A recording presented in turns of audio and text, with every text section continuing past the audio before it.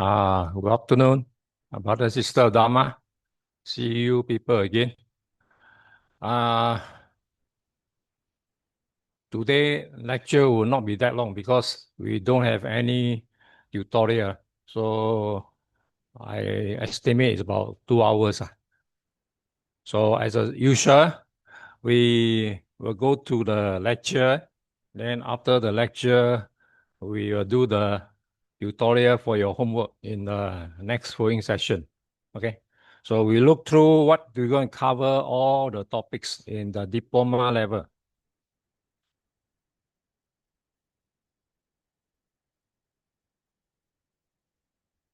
Okay. In the Dhamma, all these following topic pretty important because almost every topic cover, there's a question set. When I look through the previous year's paper, it's typically about this following topic. Okay, the Dhamma will cover the Mahā Satipaṭṭhāna Sutta. I think many of you may have gone through this. It's about talking about mindfulness and also good to practice the vipassana meditation because this will help you as a tool to develop further on this next book knowledge for you in your practice. And then the next one, the Chula Karma Vibhanga Sutta. This is another topic talking about the karma thing. Okay, so we will cover this in more detail than the earlier topics which we have covered. Then we have another important topic is about a general knowledge of vipassana bhavana, about insight meditation. This one talk about how you practice insight meditation, and it also acts as a tool for you to explore and build upon this insight meditation. And then another important topic is 7 stages of purity, or what I call Satta Visuddhi. Actually, it's from the Visuddhimagga. This one is a typical, very important in Buddhism, as it covers quite aspect on this mindfulness and also help in a way for those who are practicing on the path to vipassana meditation. So if you're able to grasp all this knowledge, it will greatly help you in your performance of this meditation. And then you need to know the topic on the speciality or the uniqueness of this Buddha and his teaching. So this will be tested too, and you will have a very understanding of why you learn Buddhism and why Buddha is such an extraordinary person and his lot of wisdom, which compared to other religion, he of more better superiority. And then for your final topic on this diploma, we have study the difference between Theravada and Mahayana Buddhism. There is another one is Vajrayana, the Tibetan one. So if I got the time, I will include some of the Vajrayana into it for you to understand and then pick on it because it's not covered in your diploma level. So this is extra. And similarly, the end of it, you need to know the Dhammapada stanza, know it well and explain it. Now, this higher level, you need to have an understanding of how to apply this Dhammapada on scenario, on typically on how this storyline about and how you help in your practice or the morality or such or the virtues. So we cover 1, 2, 75, 89, 1, 2, 3, 30, 135, 146, 191, 201, 216, 239, 240, 276, 277, 388, 365, and 366.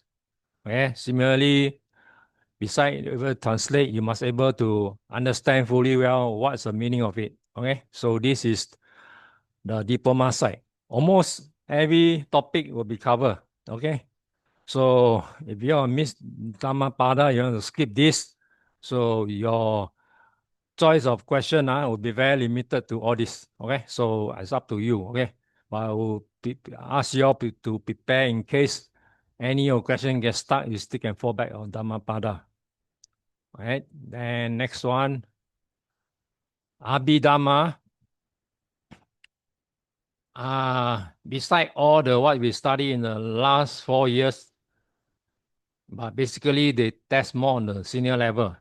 Plus, we are covering the Abhidhamma categories, the 3 more kind of categories, which we were hopefully able to understand what is it all about.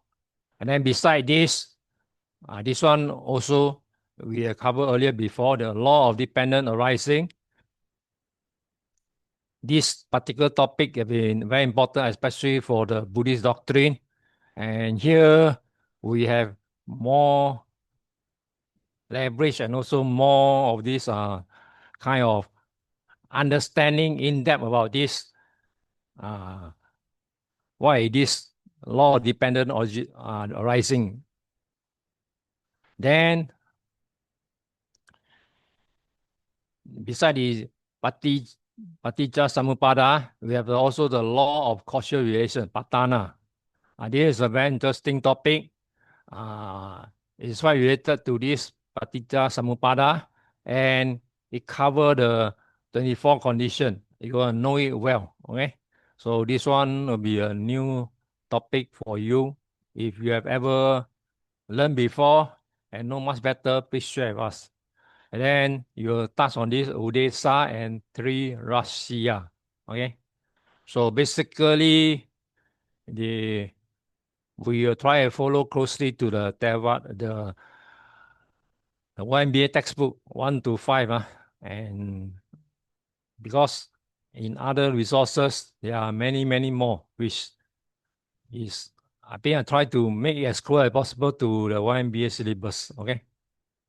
So basically, that's all. Okay. Looks simple, but not easy. Okay, we'll go to our next one, the lecture 1. Everybody can see it. This Satipaṭṭhāna Sutta, I think many of you must have one way or another listen or come across to it. Okay. This very important sutta. In the degree level, it's not covered. Okay, so if you want to learn, you have to self-learning.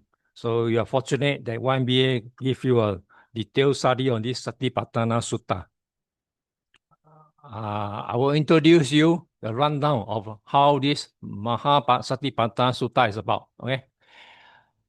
Introduction. The Mahā Satipaṭṭhāna Sutta, or in English called the Great Discourse of the Foundation of Mindfulness. So this particular sutta is on the foundation of mindfulness, very important on mindfulness. So it's one of the most important teaching in Theravada Buddhism.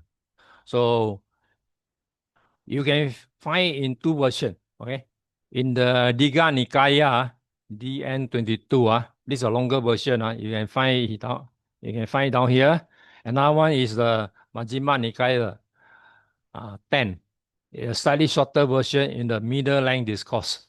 So basically, Buddha preaching is covered over a number of various texts. Okay, so that's why Abhidhamma thing is deep from all these particular sutta and put into one. So the Satipaṭṭhāna Sutta actually is known as the discourse on the foundation of mindfulness, as you all know. So basically concentrating on mindfulness. It's a foundation of Buddhist text explaining mindfulness and how we practice it. Okay. And it also, the most important of this sutta, it outlines the 4 main theme, or what you call foundation of mindfulness. What are they? The body which we everyday using. You study this, then you start knowing how your body react. And then the feelings.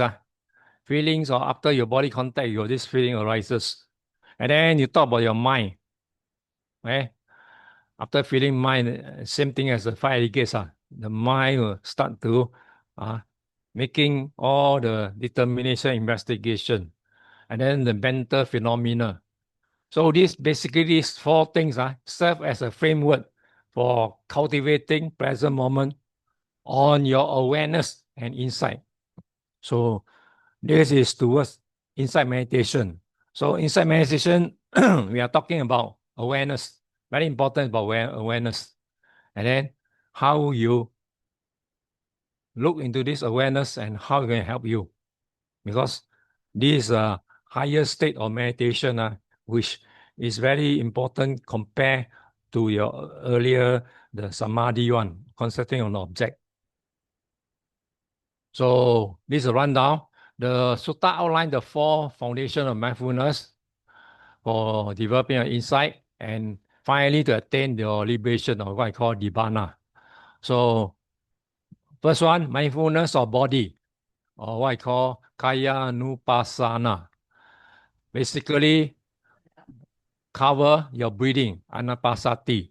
When you first embark on a meditation, you do the samadhi method, breathing through your nose and observing your flow of the nose in and out. So this is called Anapanasati. So basically, it's observing, inhaling and exhaling, right? This is a very basic samadhi method which we are taught when we are embarking on the very first step of meditation. And then as we progress, you from the breathing, you go to posture or iriya pata. So what is it? It's about meditation in walking. The way you walk, one step at a time, which we laymen now we tend not to observe. Okay, so it's another thing which after meditation we should still carry on with this about walking. Be mindful of what one every step you're taking. Okay, then standing up. Right, you cannot just after you doing all this practice of meditation. Beside after the meditation, when you are on back onto normal life, all this you should bring it back to your current daily life. Standing, sitting, and lying down. Okay, so all this posture is another form of mindfulness. So these are called the body part. Then the third one is a mindfulness with the clear comprehension. Clear comprehension called sampajana, or what a very clearly defined understanding of your this thing which your body will reacting. That means fully aware of all bodily action. I mean whatever all your five senses are operating at all times. You must with this kind of insight meditation, we should have a kind of awareness for all the five senses. We are all doing it all times. Okay, so basically it's very clear at all time, like your radar at all time, 24 hours, what you are doing. So this is a way of training you to improve daily. When you sit upon this insight meditation, it will help you to further enhance on your practice. Then reflecting on the body's impurity, what I call Patikula Manasikara. Okay. If we talk about body, your body gonna make out of various parts. So you are contemplating on the 32 body parts. The example, the hair, nails, teeth, etc. And so on, so on. So all this is another form of kind of, because all these things is subject to impermanent. Okay. Nails, all that, all this part grow up, you still need to cut it shorter to prevent it from hurting or whatever damage. And then elements, Dhatu Mana Sikara, analyzing the body, the four main Mahaputtas, earth, water, fire, and air. And then this is a basic element which when you reflect on it, basically every of this matter thing is contain all these four elements. And then it even said that when things never improve on your meditation, this cemetery contemplation, or called Nava Sikvatika, right? This which we cover in the earlier years, in one of the earlier years, it said, observing the decayed corpse to understand the impermanent. Especially, according to my teacher, said is men, when they do meditation, especially when they think of the other gender, or you very mindful of your body, very particular all this. So if you contemplate on this, it will give you a disgusting on that. All this body, once it's no more living, you will go to a decay process. When you go to various level, you see so disgusting that upon we die, a moment we pass away, our this body start to decay. So all these are object of meditation for you to look into it. So you will don't stick to your body that you love it so much, because beside actually is we human are just a flesh cover in a white bone. That's all. If you look carefully, according to my teacher, he said, if you meditate on this, then you see how disgusting human. We what call beautiful is all kind of illusion. Okay, from the body, you need to go to the next one, the mindfulness of feeling. What is feeling? So every contact, upon contact, you have this kind of arises. When you contact with object, thing arises like touching all this. You touch it, you have this so-called pleasant, unpleasant, or neutral feeling. Okay, so all these kind of thing arises, even your taste or that, depending on whichever contact is with the object. And then recognizing whether they are worldly or spiritual in nature, right?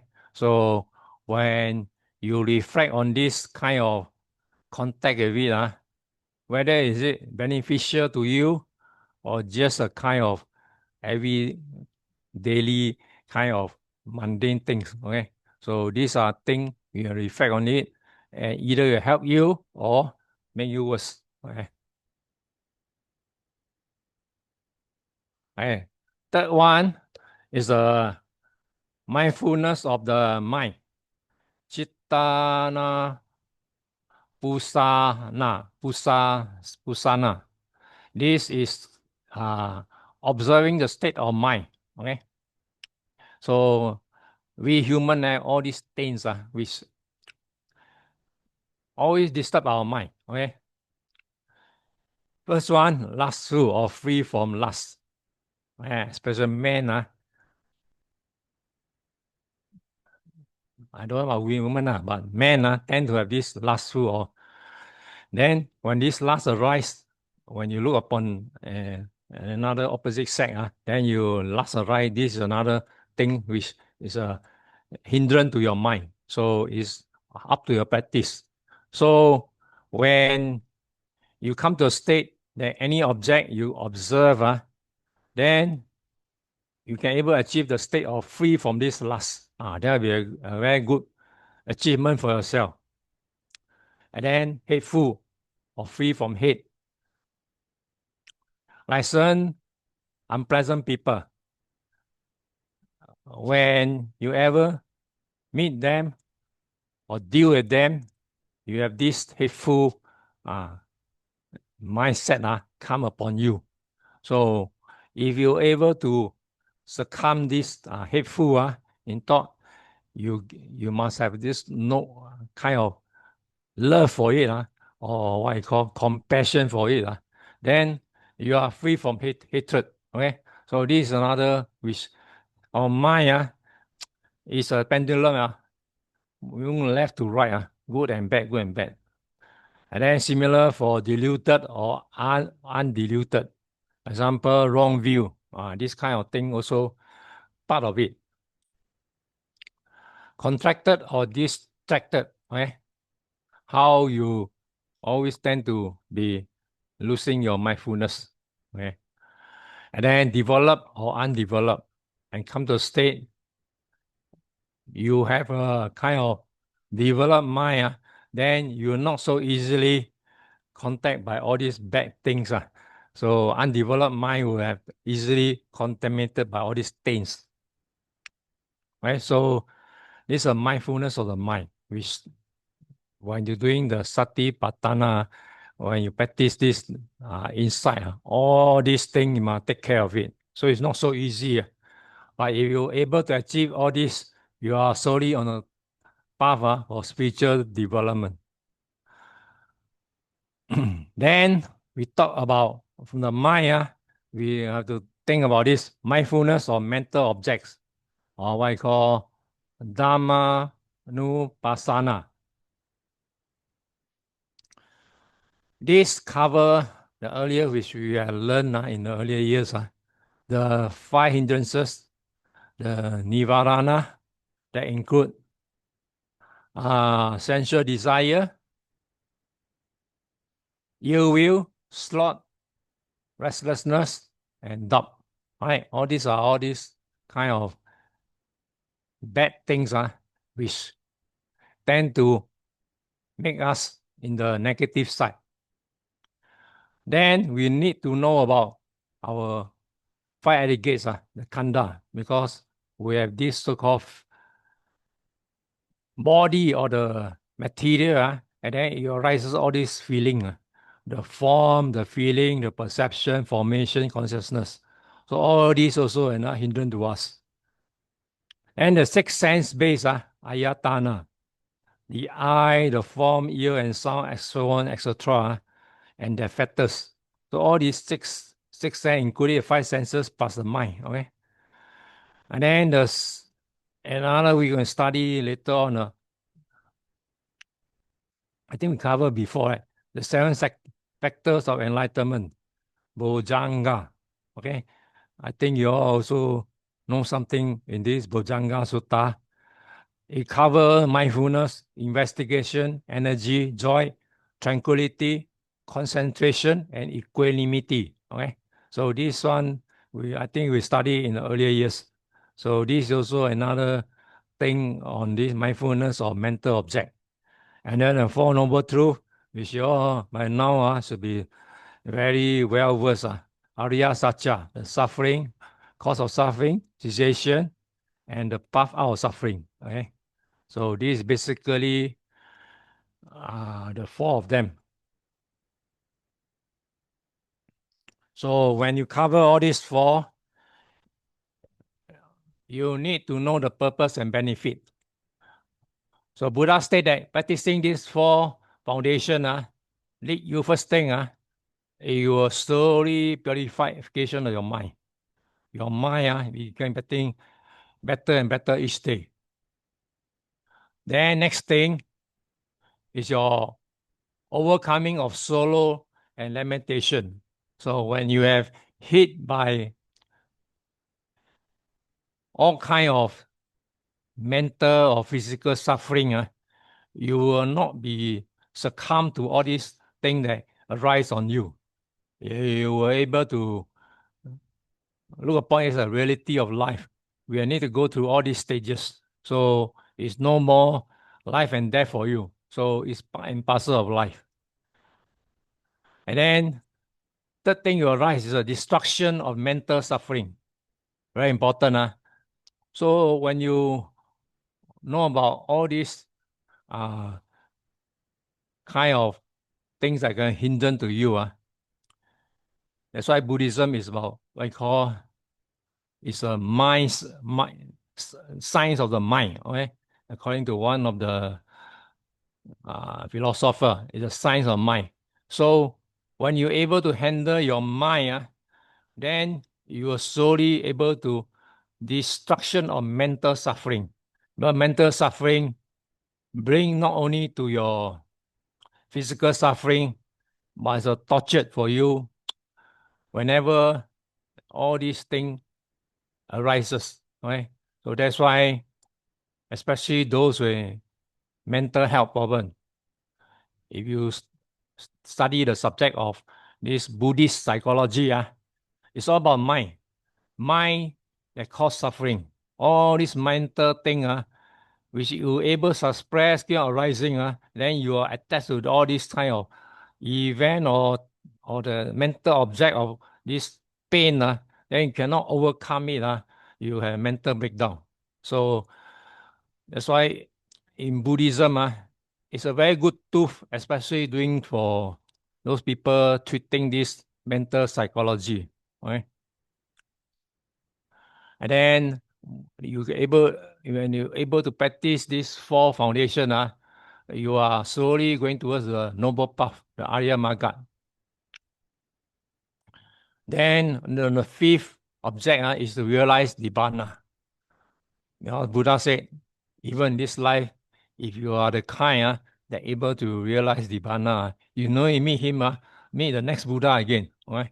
So hopefully everyone in this very life or next life, we can slowly reach this level. So the sutta concludes that with assurance that diligent, I mean, you constantly practice on it for 7 days to 7 years can result in full awakening. I mean, you practice for 7 days for those who are very earnest one. Okay, for those who practice from 7 days, even to 7 years, can result in full awakening. Let me get 10 arahantship. Or the worst one, at least a non-returning aragami. Okay, that's what he said in this particular sutta. So you earnestly practicing it day by day, you will come to a time that you realize it. So key quote in this sutta is that this is a direct path for the purification of beings, for overcoming of sorrow and lamentation, and for disappearing of pain and grief, and for attainment of the true way, and for realizing the Nibbana, namely the four foundation of mindfulness. Okay? This early introduction is to run down what is this sutta is about. Okay, so we go deep inside and study what is it about. So follow me, then we go step by step on each of the contemplation. When you talk about contemplation of body, first thing you talk about mindfulness of breathing, right? That's because every human, we need to breathe in and able to breathe out. You breathe in, cannot breathe out, the body will die. Then the next one talk about posture of the body, how the various way your body react, whether lying, sitting, whatever state. Then third one talk about mindfulness with four kind of clear comprehension. I mean clear understanding. What is this for understanding? And then fourth one, we study the reflection or repulsiveness of the body. If you observe carefully, when you start aging, I read this particular journal. It said when you are aging, come to a certain age, old man, old woman, I don't know you people got feeling of this. You start having this bad smell coming in, especially those younger people. They can smell your kind of body smell, which is very pungent and very distasteful to them. So that's why you see many people whenever a bad smell, they put a lot of perfume until they try to mask it out. That also not a good thing. Because some of them, they mask out even worse. So we're going to study on this also. And the fifth one is about reflection of material elements, about the four Mahābhūtas. And then 6 to 14, the 9 symmetry contemplation. This one talk about different state of this body rotting from the very first day till the white bone appear. Right? in this modern day, you can't see it. But during the Buddha time, all these deceased body or dead bodies are put into the coffin or put somewhere in the forest out of sight from the people. And then you can see all this coming in. Okay? All these various stages of this kind of turning from all kind of sort of the body parts rotting out. Okay, the various stages.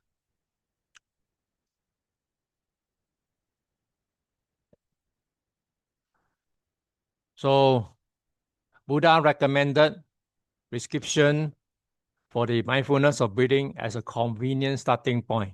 That's why when you do the samadhi meditation, we learn the breathing in and breathing out. Right? That's a very basic human, very important. So we must able to breathe in and able to breathe out. Okay? That's a very point where you can survive. That's why you see in hospital, when you can breathe in, cannot breathe out, then got problem, or you cannot breathe in all this. So you need this extra medical equipment to help you to breathe properly. And he suggests a number of environment factors such as serene environment, forest, foot of a tree, body posture cross-legged. So these are early part of meditation. You must find a very good place for you, a conducive place for you to meditate. I ever been to Sri Lanka in a cave. In Sri Lanka, very nice. The cave is a cooling one, very nice.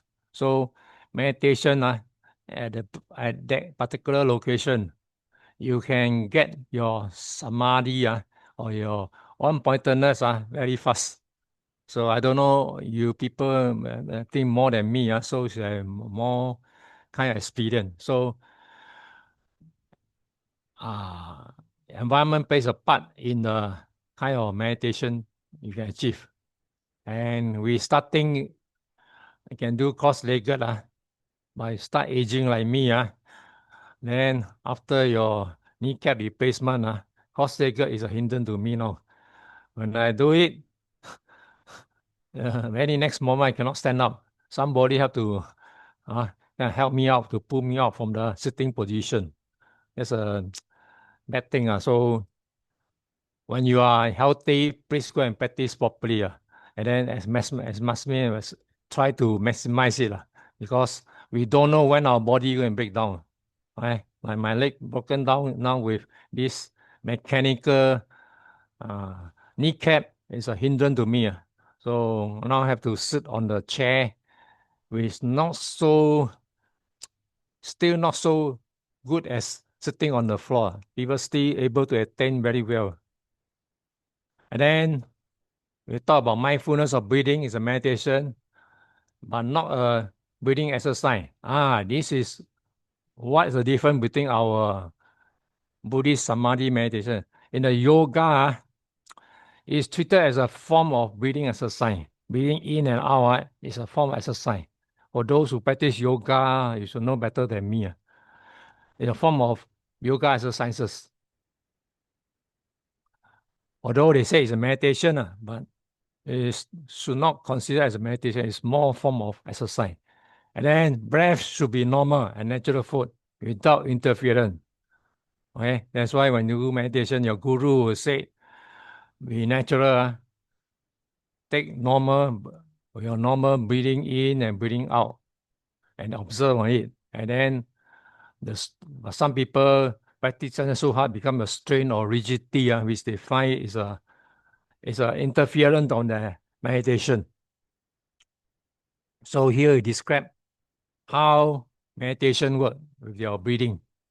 Breathing in long, he knows. I mean, he's taking a long breath in.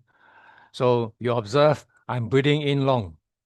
And breathing in short, I'm breathing in short. So that was taught my very first lesson when I doing the samadhi meditation. So this, I think you also know by now. And then second one, breathing out long, he knows I'm breathing in out long. So for those who take long breath, then you must observe that you're taking a long breath in. And then breathing out short, he knows I'm breathing out short. Take a long breath in, and then a short breath out. This is applicable more on swimming. So you're swimming, normally you do the long breath in.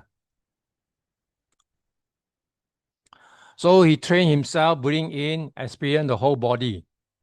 So that's how he taught about this meditation practice. I call Sabakaya. And breathing out, experience the whole body. So basically to train himself, the breathing out posture and breathing in posture. Okay. So basically observing on it. So he trained himself breathing in, calm the body formation. So when you breathe in, there's no such thing as all this thought coming in. You just must have the normal way you breathe. But in this particular time, you have to observe what you're breathing in. And then in a calm body formation and breathing out. Also in a very calm body formation, Kaya Sankara. So this is a training of very first step on the breathing meditation.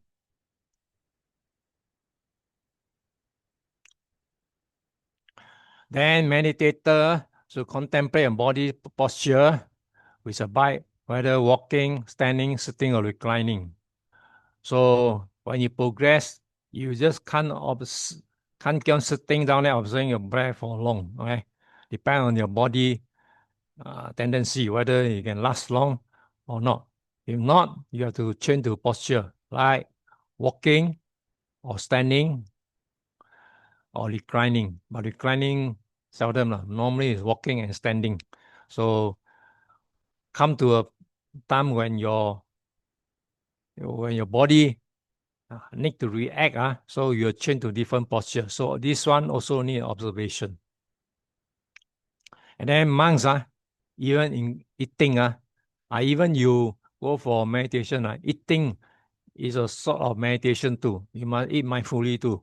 I cannot eat the normal way when you lay life, and then don't bother. Every mouthful you enter your mouth, you go through the process of churning it, and then finally pass to your gullet, into your stomach, and then dissolve there. So to a monk, when they are eating, is a form of meditation. So do not go and disturb them while they are eating. The purpose being increase the awareness of momentary body behavior. So this to when do meditation, all these action, which you simply when you are in a daily life, you tend not to observe all this which we never aware of it. So at the meditation, we're very close, notice on every movement on this particular kind of action taken. So by doing this, you bring awareness of the impersonal nature of the body. So that's why during the meditation, you see there's no disturbance, then you're able to achieve your higher level of achievement on your meditation, because all this which you take it during your daily life, we now observe it, start becoming a sort of observant for you.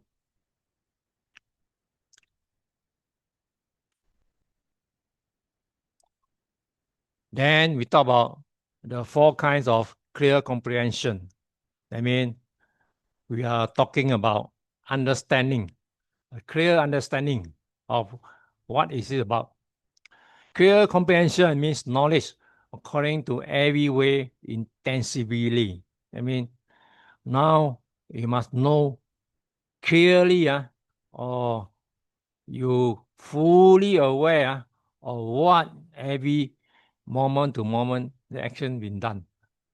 So this clear comprehension understanding is to every physical activity, walking, bending, stretching, wearing the cloth, eating, drinking, not excluding even defecating.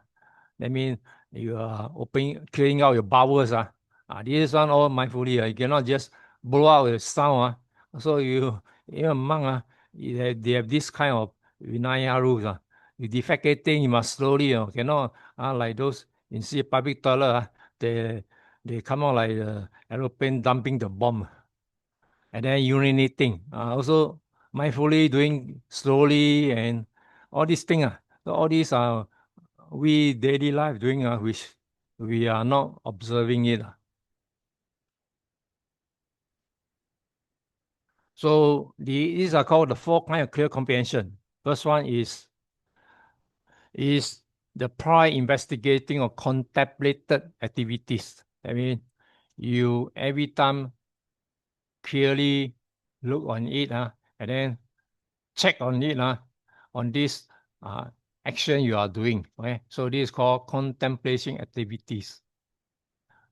Next one, sampaya samba jhana, investigating the suitability of the objects. Okay? Here, object means the target object, which let's say you are seeing a object like meditation. You see a candle, lighted candle, you meditate on this particular object is a candle. So you must have a very good candle, not a candle that halfway just blank off. Okay, so all this is a very careful observation of this, whether this object is good for you for the meditation. Then next one, Gochara Sampa Jhana. Religion as to whether the meditation could be disturbed by other activities we sought. Especially those who go for retreat. If you end up in a hotel resort, those people are having this company event or whatever. So when you are practicing all this meditation, it becomes a deterrent to you, because all these things, the activities conducted by these other guests, it will be a hindrance to you, because you tend to disturb your 100% concentration. That's why it's not recommended, unless it's a mountain resort. Nobody come and book, then it's good for you. Next one, Asamoha Sampajana, direct undiluted attention. I mean, non-diluted attention. I mean, you are not disturbed by other kind of things which disturb your kind of attention.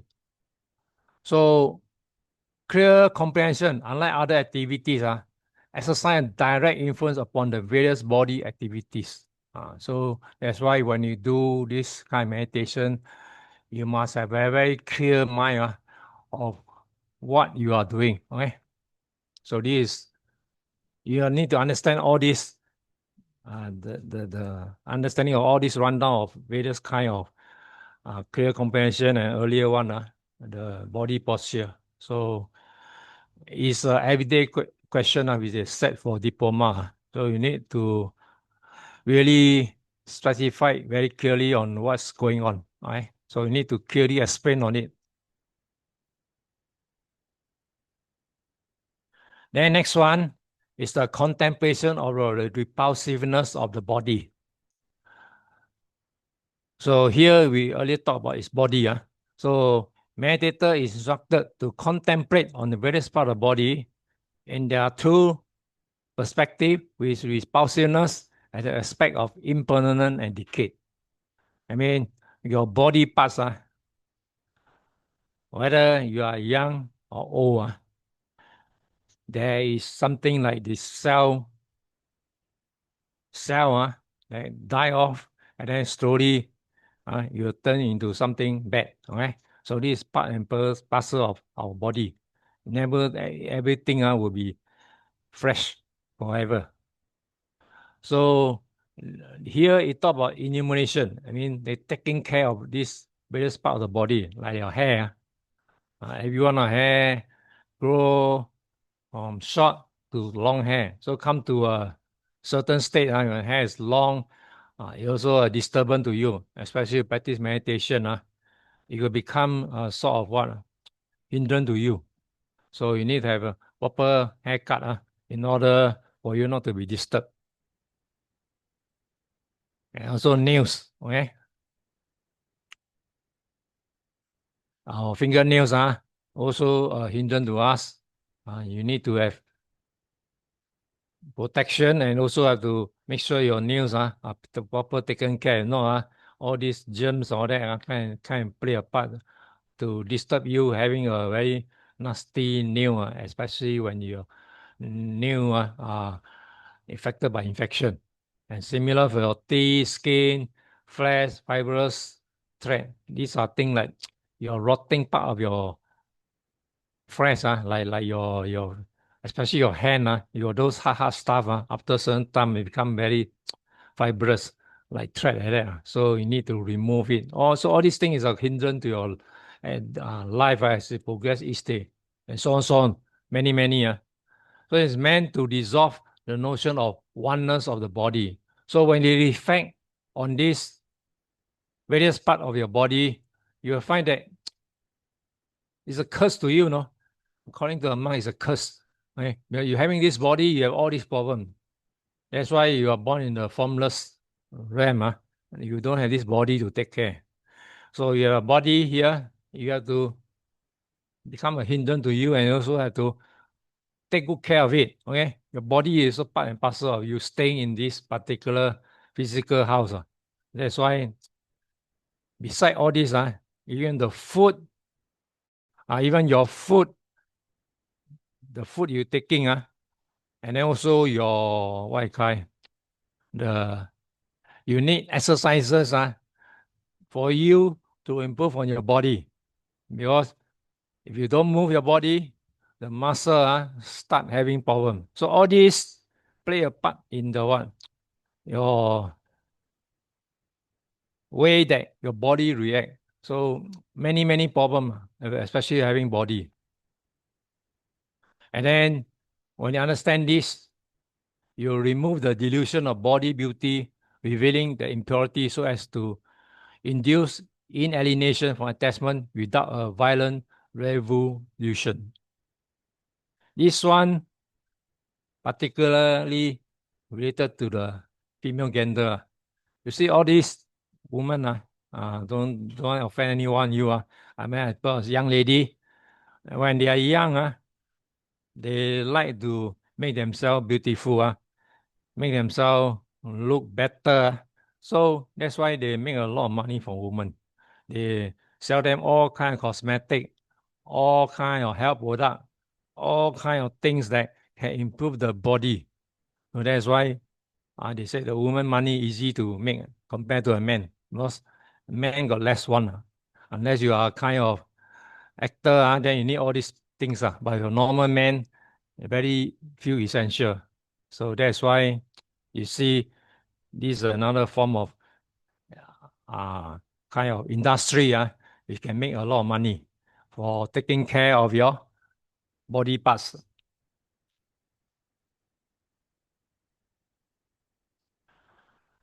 Then the next one is contemplation on the material elements.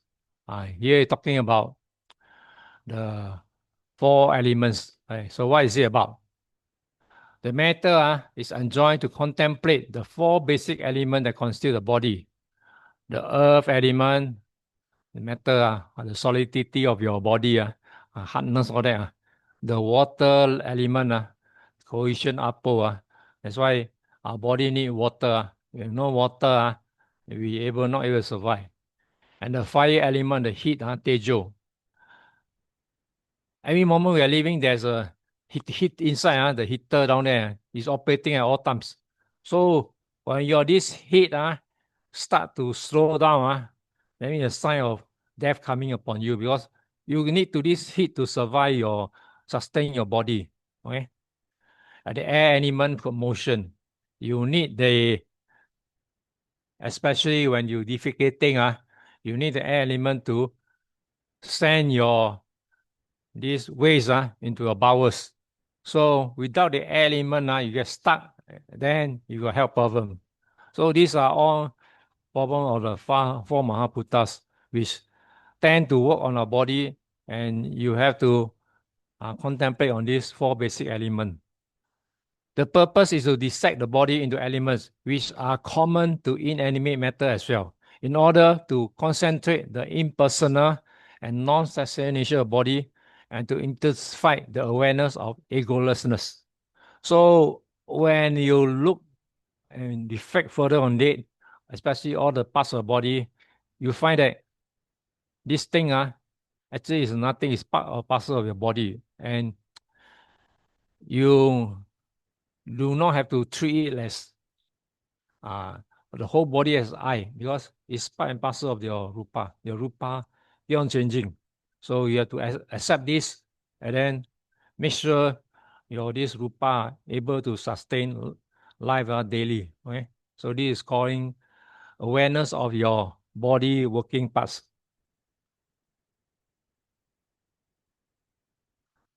Then